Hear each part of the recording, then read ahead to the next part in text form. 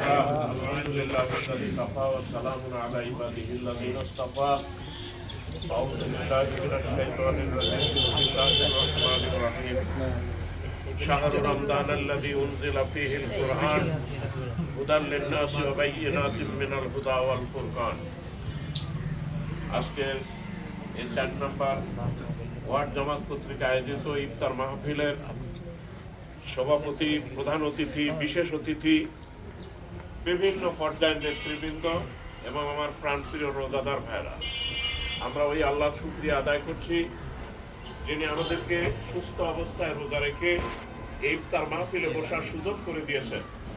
সবাই অন্তরের অন্তঃস্থল থেকে পড়ি আলহামদুলিল্লাহ।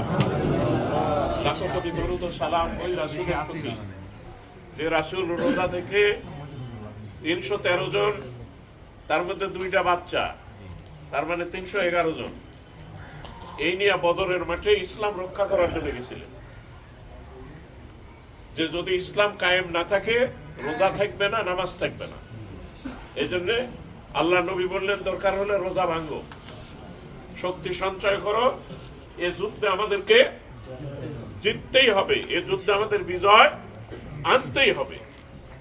এই যে এতক্ষণ ধরে যে বক্তৃতা আমরা শুনলাম, এই বক্তৃতা কি আসলে আমাদেরকে আল্লাহ শোনাছেন না অন্য কাকু? কিন্তু ভাব দেখে মনে হয় যে এই দায়িত্ব আমাদের কিছু নেই। এটা সৌদি আরবে নাজিল হয়েছিল, এটা ওরে দায়িত্ব। আমরা এটি মানে এর মাঝে মধ্যে নামাজ পড়িবার যাই, এই আল্লাহর যে উপকার করে দিচ্ছি এরই দাম আল্লাহ দিতে পারবে না। এই ভাবটা আসলে আমাদের কিন্তু এইরকম। বদরের যুদ্ধে গেছে, উহুদের যুদ্ধে গেছে, খন্দকের যুদ্ধ করেছে, গড়িমসি করে এক যুদ্ধে যাইতে পারেনি। এটা হচ্ছে তাবুকের যুদ্ধ, তাও কিন্তু যুদ্ধ হয়নি।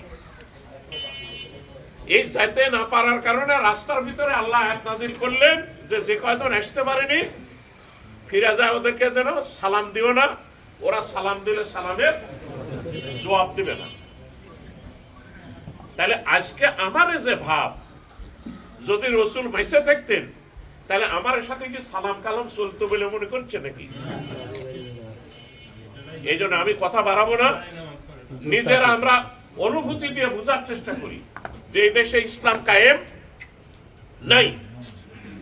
এই কায়েম করার দায়িত্ব কাদের?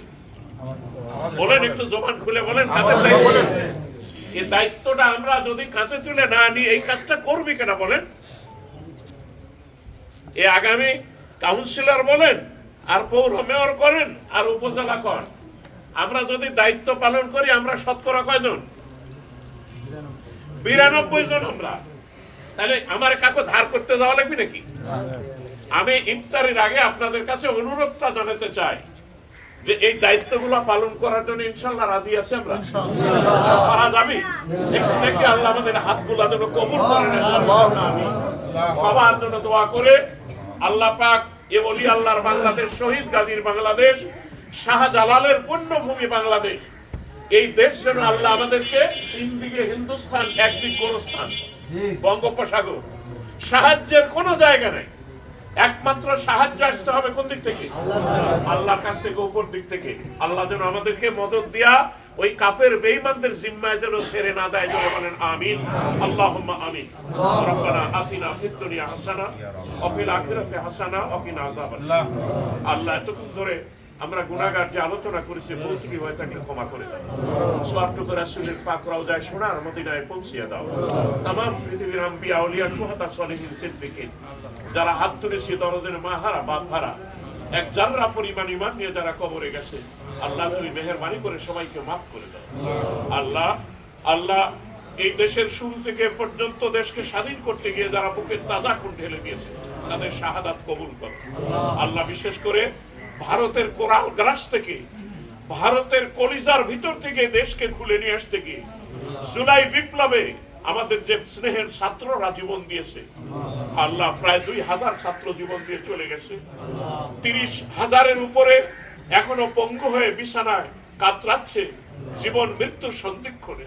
আল্লাহ তাদের ত্যাগের বিনিময়ে ওলি আল্লাহর বাংলাদেশে তোমার দিনকে তুমি বিজয়ী হিসাবে কবুল করে নাও।